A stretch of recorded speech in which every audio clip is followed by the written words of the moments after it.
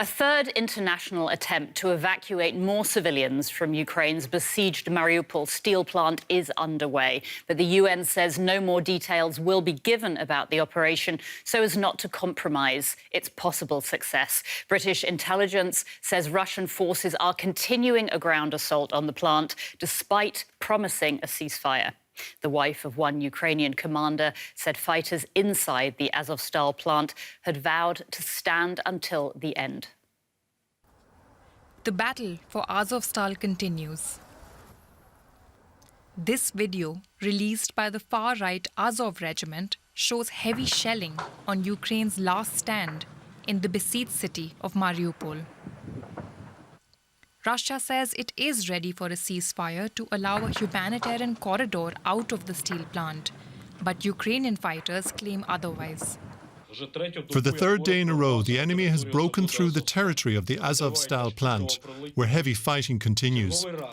Once again, the Russians violated the promise of a truce and did not allow the evacuation of civilians who continue to hide from the shelling in the Azovstal plant's basement. Yet, the UN has confirmed that it has successfully evacuated hundreds more from Mariupol during a brief ceasefire on Wednesday. We are accompanied by 11 buses filled of civilians, women, children and elderly who are seeking safe haven. Those who have made it out are relieved to finally be safe. But they are also worried about the ones left behind. I don't know who to ask to get them out of there, If they don't, they will all be killed. There may be hope of a fresh ceasefire holding. A UN convoy on its way to Mariupol is hoping to use this to evacuate more people.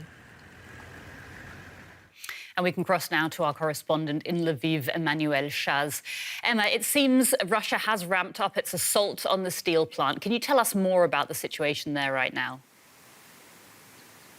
Well, indeed, Russia denies that there's a ground fight on the Azovstal steel plant, but British intelligence confirms that this is happening, and Ukrainian armed forces also say that fighting is happening in the Azovstal steel plant, with Ukrainian intelligence officials saying that someone, an electrician, gave away maps of the underground maze of Azovstal to Russian troops, allowing them to know from which part of the plant they could enter this maze. But the Ukrainian forces currently inside the Azovstal plant, it is believed that at least 2,000 soldiers are still holding the positions there. Well, they say they would not surrender, with the wife of one of the commander of the Azov battalion, the Azov regiment, which is also holding its position there, saying that her husband said goodbye and said to her, and that they would hold their positions until the very end. So fightings are happening, and of course this is putting in jeopardy all efforts of humanitarian evacuation there. Now, a three-day truce was supposed to go into effect on Thursday to allow people to get to safety. Are we seeing any evacuations happening right now? Well, it has been a few days that people have indeed been evacuated. I think by now around 500 people have made it out safely out of Mariupol, not only out of the steel plant, but also out of devastated Mariupol. But there's still hundreds of people who are parked in that steel plant. Women, children, elderly people, some in very bad shape, very poor conditions. They've been staying there for more than 2 months without seeing daylight, and they too need an out from this situation. There's also, it is believed that hundreds of soldiers are wounded, and they are there. Some of them are trapped under rubble, and the UN said there was an operation underway, but they're not giving away more information so as not to compromise this operation. Emma, President Zelensky has issued quite a stark warning that the humanitarian situation, not just in Mariupol, but across all of Ukraine, is growing increasingly dire. Let's take a quick listen to what he said. If we take only the medical infrastructure, to date, Russians have destroyed or damaged almost 400 health facilities. These are hospitals, maternity wards, outpatient clinics. In the temporarily occupied areas of Ukraine in the east and south, the situation with access to medical services and medicine is just catastrophic. Even the simplest medications are missing. Russia has brought problems to Ukraine and Europe that we could not have imagined a few months ago. Okay, calling it catastrophic. Emma, what more can you tell us about the current situation across the whole of Ukraine? Well, beyond medical facilities being shelled, you can imagine that people from the east would also seek treatment in safety in central or western Ukraine. But facilities are overwhelmed by the amount of people in need of medical treatment. You have to imagine within the country there's over 7.5 million internally displaced people, some of them coming from areas worst affected by the fighting. So here in Lviv, the hospitals are also overwhelmed with war injuries they have to treat here. Added to that, there is regular shelling on infrastructures also in central Ukraine, in western Ukraine. And for example, when a power plant is affected, then it can also affect medical services. So the whole country is left reeling by the Russian aggression. DW correspondent Emma Shaz in Lviv. Thanks so much. Let's take a look now at some of the other developments in the Ukraine conflict. The United Nations World Food Programme is warning of global hunger crises if key Ukrainian ports remain closed. The agency is calling for the reopening of Black Sea harbours, saying they are a key link in global food security. Ukraine is one of the world's leading exporters of grain. An international conference hosted by Poland and Sweden has raised $6.5 billion in pledges to help Ukraine. EU officials, who are also sponsoring the event, say Ukraine needs a new Marshall Plan to help rebuild the country. President Zelensky launched a global fundraising website at the forum, saying every donation matters. Israel's Prime Minister says Russia's President Vladimir Putin has apologized for remarks made by his foreign minister, who said Adolf Hitler had Jewish blood. Naftali Bennett said Putin made the apology during a phone call. Now, one of Ukraine's biggest victories against the invading Russian forces has been the claimed sinking of the warship Moskva last month. Now, an anonymous US official has told media that Washington shared intelligence with Ukraine about the ship's location. The Moskva was the flagship of Russia's Black Sea fleet. The US says it had no knowledge of Ukraine's plans to attack the Moskva with anti-ship missiles, though reports say it helped pinpoint the Moskva's position. The Biden administration has been ramping up intelligence sharing, as well as shipments of weapons to Ukraine, while avoiding direct conflict with Russia. And for more, we can speak now with Gustav Kresse, Senior Policy Fellow at the European Council on Foreign Relations and an expert on the Russian military. Welcome to DW. The loss of the Moskva was hugely significant for Russia. How is this news about possible US involvement likely to be going down in Moscow? Well, the fact that the US would share target data with Ukraine is known since the beginning of March.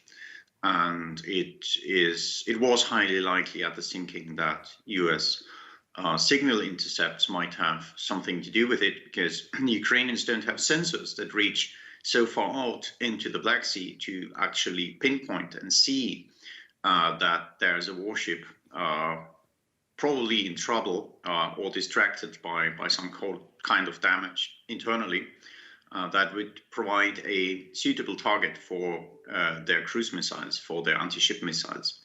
So either the Ukrainians had electronic intelligence, electronic censoring that caught up the signals from that ship and interpreted it on their own, or the most likely and more likely version that the West did, the Americans did, and passed it on to the Ukrainians, who then got into action. Now, does this kind of assistance from the West increase the risk of Russia escalating its war beyond Ukraine? Well, physically, Russia can't.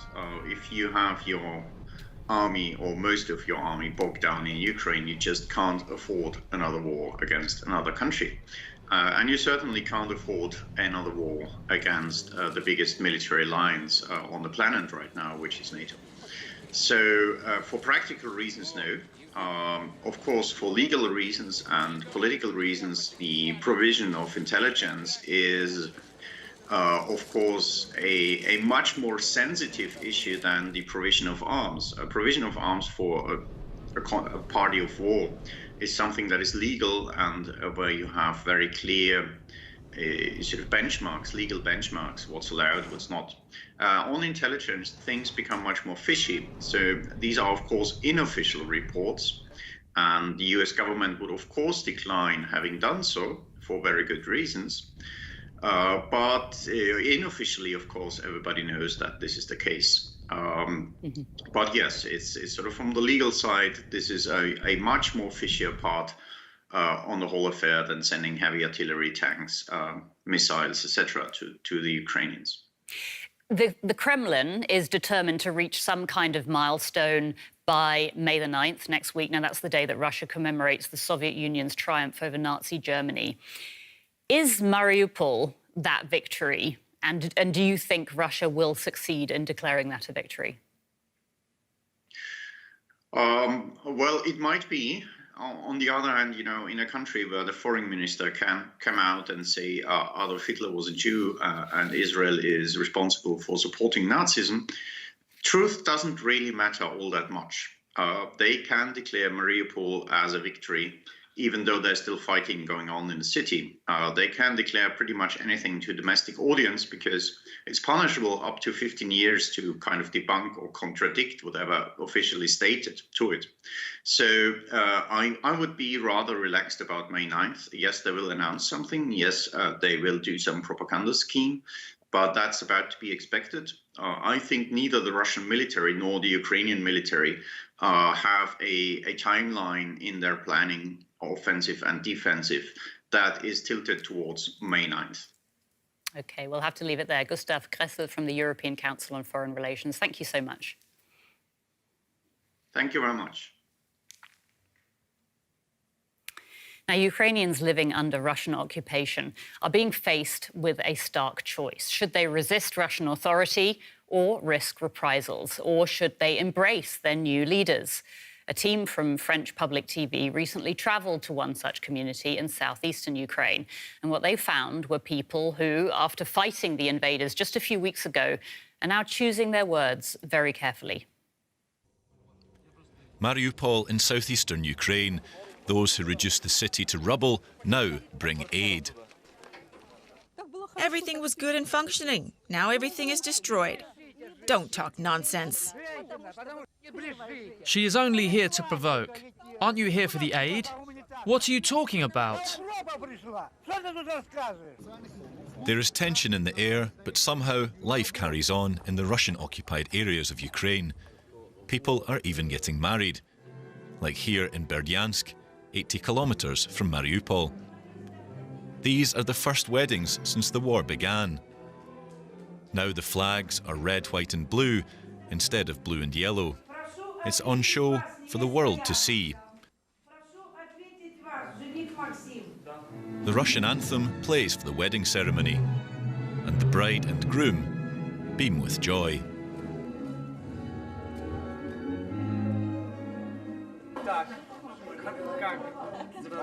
It's going well. We are very, very happy. It's an important day for the city. And for us. And we are very proud of the country. Of which country? The French journalist asks. Russia. The marriage is marked by celebratory gunfire, while just a few kilometers away, soldiers kill. In occupied areas, Russia has installed mayors who say what Putin wants. We have a military and civilian-led administration. We see our future with Russia. This is also being demonstrated in Melitopol. The central square is draped in Soviet colours ahead of the commemoration of the Red Army's victory over Nazi Germany on the 9th of May. Just a few weeks ago, residents protested the occupation. Now, officially at least, there's barely any dissent. I came with the red flag to celebrate Russia's victory. I'm not afraid of anything because we have always lived well with Russia. They have raised new flags. Before, it was ours. And there are always soldiers here, not ours. What do you think about that? Asks the French TV crew. It's hard to say. We're neutral. Let's put it that way. A new era has begun in the occupied areas of Ukraine. In some places, the ruble is being introduced as, day by day, Russia looks to expand its influence over all areas of life.